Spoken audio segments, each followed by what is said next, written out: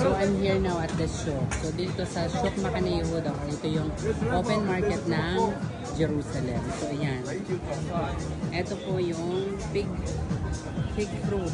So ayan, masarap po itong fig fruit na ito. So ito ay nakalagay sa Bible. So hindi ko ito kinakain, hindi ko alam kung bakit. Pero masarap at masustansya po itong fig fruit na to.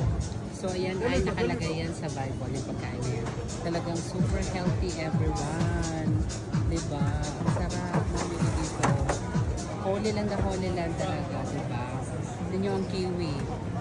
Diba? Super dami yung kiwi. Ayan. Diba? Dito, minsan lang ako makapunta ulit dito sa shop. Pero okay dito. Matagal din ako dito nag-work everyone sa shop. Diba? Ng bonggang-bongga. Super ng bonggang-bongga dito sa shop. So, ang ganda dito.